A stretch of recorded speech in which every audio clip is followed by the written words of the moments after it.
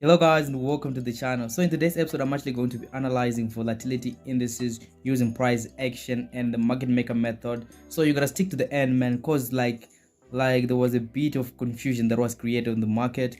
And the other reason why I think you should stick to the end is there's a lot of things that are actually going to happen on the pair. So stay tuned, let's just roll. Okay, so right now is the right time to analyze this V25 index together, right?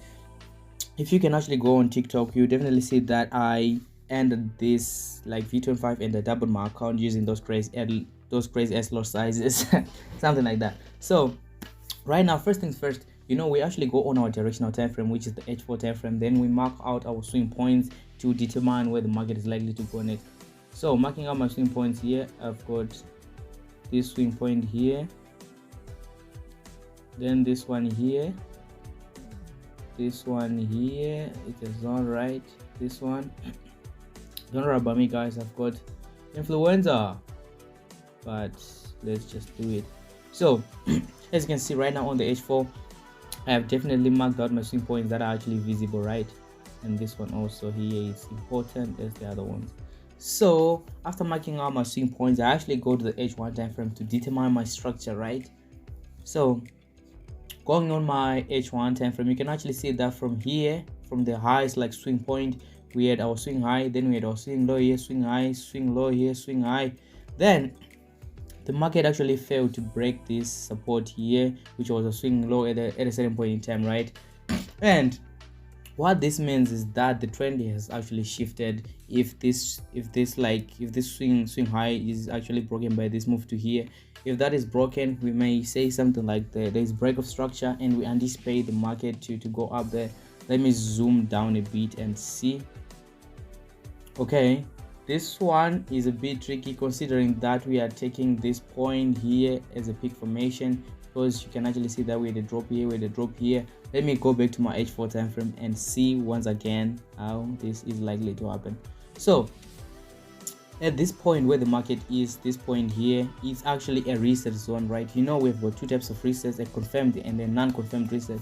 If we get a confirmed reset, the market is likely to come here, and we have actually seen that if we break this structure, the market would have shifted into something like an uptrend, right? Remember, okay, you can also see that we have got a swing point here, and let me shift again to my H1 time frame. We have to determine our direction from here. So what I'm anticipating from this point sorry about that guys, it's an influencer. I'm anticipating for the market to come here, then come and retest this swing point, which will definitely be acting as our support, then go up there. So right now I'm actually going to add my indicators, right? We always add indicators. I'm going to add this one called the ARR channel indicator. It actually draws those those channels and stuff, right? Let me see. So you can actually see that this indicator is already drawn this channel from here to here, right? It's not as accurate as you may think, and I don't know the values that we actually use to determine these channels, but they have been working for me. So you can actually see that on top here, or I may use this one here. The market is likely to come to here, then retest our channel, then go up here, as we've already said, right?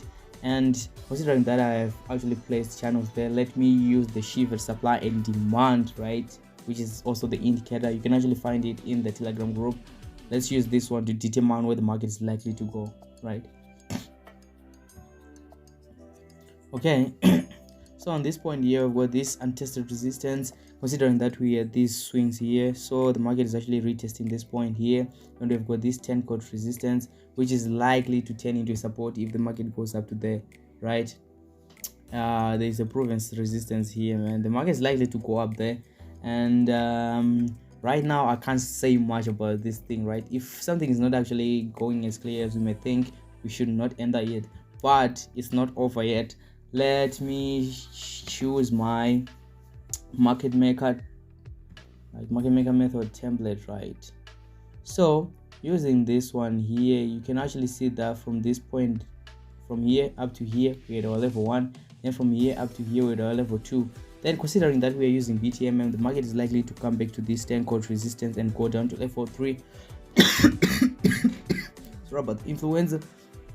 Let me go to my H4 again and see. So considering that I was actually using BTMM, the market is likely to come to here, right? So if you want to test your waters using the market maker method, you have to sell this pair right now. I think it's actually the right time to sell, or when the market actually moves to this point here. Let me mark out the zone here, right? So considering we are using the market maker method, we anticipating for a sell to this and test the support here. So right now is the time that we are actually going to see whether supply and demand price action or a BTMM is, I don't know which of the two is actually going to work on here. So let's just chill a bit and see what is likely to happen. But you can actually see that we are in a very big like downtrend, and as for me, if price comes to this point that is marked verified resistance, I'm actually going to sell this pair. I don't know why I'm going to do that, but that is what I'm actually going to do. So let me go to my M15 here. Okay right. This thing is likely to go down, guys. This thing is likely to go down, right? So as for me, I'm anticipating for a sell on this one. Thank you guys for watching. Please make sure you hit the subscribe button, comment, like, and share.